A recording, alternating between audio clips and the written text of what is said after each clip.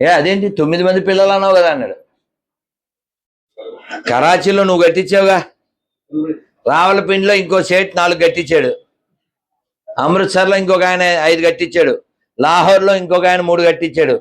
మీ సేట్లు అందరూ బిల్డింగ్లు కట్టించారు కదా, ఇవన్నీ తర్వాత మావే అన్నాడు. ఎట్లా మావి చూసుకో అన్నాడు. అది 36, తర్వాత 47 అయింది కదా. వాడికి స్ట్రాటజీ ఉంది. నువ్వు ధనం ద్వారా ప్రపంచాన్ని జయించాలనుకుంటావు, వాడు జనం ద్వారా ప్రపంచాన్ని ఆక్రమించాలనుకుంటాడు. కాబట్టి నీ కూతురు, నీ షాపు, నీ shape all get rape. Happened already. జరగలేదా? పాకిస్తాన్లో జరగలేదా? జరగట్లేదా? బంగ్లాదేశ్లో, కాశ్మీర్లో జరగలేదా? వాళ్ళ షాపులు వదిలే కదా పారిపోయారు, వాళ్ళ ఇల్లు వదిలే కదా పారిపోయారు. 100 ఇల్లు, 1000 ఇల్లు, 5 లక్షల మంది ఒక్క నైట్ అనౌన్స్మెంట్. కాబట్టి మీరు కేవలం ధనం సంపాదించడం ఒక్కటే పరమావధి పెట్టుకోవద్దండి. ఈ ధనం మీ పిల్లలు అనుభవించాలంటే వాళ్ళు బతికుండాలి. వాళ్ళు బతికుండాలంటే వాళ్ళకి జ్ఞానం ఉండాలి, వాళ్ళ చుట్టూ మన అనే జనం ఉండాలి. ఒక్కసారి హిందువులు వీక్ అయ్యారా అక్కడ బ్రేక్ అయిపోతుంది, బతుకు షేక్ అయిపోతుంది. జరిగింది, మళ్ళీ మళ్ళీ జరుగుద్ది. నువ్వు ఎవరిని భయ్యా అన్నావో వాడు నీ గొయ్య తీయకపోతే అడుగు, నీ కూతుర్ని ఎత్తుకోకపోతే అడుగు. జరిగిందన్నీ అవే, జరుగుతున్నవన్నీ అవే. కరీంనగర్లో జరగలే, 2 అక్కా చెల్లెలు, ఎవడో మరక గోకేడు, ఈ చెల్లి వాడి మాయలో పడింది. వాళ్ళ అక్క పెళ్లికి బంగారం రెడీ చేస్తే వాళ్ళ అక్కను చంపేసి దాని నోట్లో మందు పోసి ఇది ఆడితో పారిపోయింది. వాళ్ళ అమ్మ నాన్న ఇంకా బతుకుతారా? పెద్ద కూతురు చచ్చిపోయి, అది చిన్న కూతురు చంపేసి, అది మరకతో లేచిపోయి, దొరికిన తర్వాత జైల్లో పడి, అమ్మ నాన్న 2 కూతుర్ని కానీ ఏం లాభం సార్? కాబట్టి కూతురు ఎవరితో ఫ్రెండ్షిప్ చేస్తుంది? చూడకపోతే నీ షాప్ ఎందుకు, నీ డబ్బు ఎందుకు? నీ కొడుకు ఎవరితో తిరుగుతున్నాడు? Enjoy with ganjai. ఇవన్నీ నిజాలా కదా? ఎంజాయ్ విత్ గంజాయ్ అన్న తర్వాత నీ సంపాదన దేనికి? ఇంకా ఒక బంగారం షాప్ ఆవిడ ఏడుస్తూ ఫోన్ చేస్తుంది, ఎక్కడో నిజామాబాద్ జిల్లా, పేరుగే బంగారం షాపు, అంతా అయిపోయింది, వాడు మందు కొడతాడు. వీళ్ళ మందులకి, ఆడికి మందుకు కావాలి, వీళ్ళు మెడిసిన్కి పైసలు లేవు. కూతురు ఉంది, కొడుకేమో పిచ్చోడు. దేనికి సార్ ఆ సంపద? అంతా కరిగిపోయింది కూడా. మెడిసిన్ నేను 4-5 సార్లు పైసలు వేసా. జీవితాలు ఆగమైపోతున్నాయి. అందుకని మీ అందరికీ రిక్వెస్ట్ ఏమంటే, పిల్లల్ని బాగా పెంచండి, స్ట్రాంగ్గా పెంచండి. స్ట్రాంగ్ అయినా నువ్వు పిల్ల? స్ట్రాంగ్ అయినా? భయం ఉంది కదా నీకు? పిరికమ్మాయివేనా? స్ట్రాంగ్ అయినా? మేడ మీదకి వెళ్ళి అమ్మ చెబితే రాత్రి 10ంటికి పైన టవల్ మర్చిపోయానంటే తెగలవా? అప్పుడు తెస్తావా? భయమా? మన ఇంటి మేడేరా, పక్కింటి మేడ కాదు. తెస్తావా? ఏం పేరు? కొట్టండి గట్టిగా.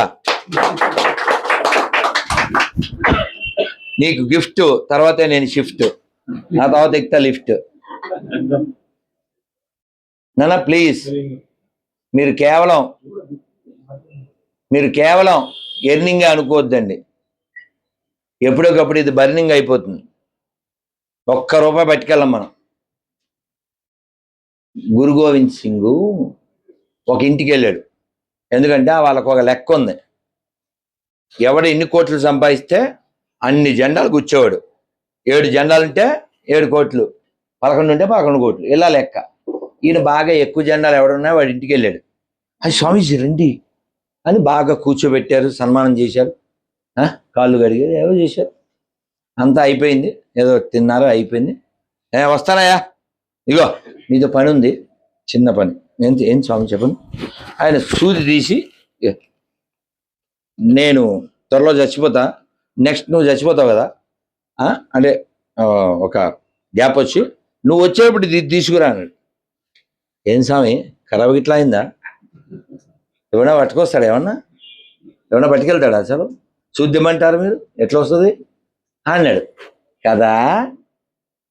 నువ్వు సూది కూడా పైకి తేలేవు కదా, పైన జెండాలు వేసుకుంటే సరిపోయిందా? ఎవరికైనా ఉపకారం ఉందా? చెయ్యి, డూ సంథింగ్ గుడ్.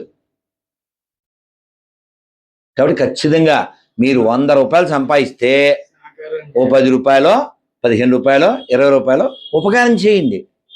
అది మనం దాచుకున్నది, అది దాచుకున్నది.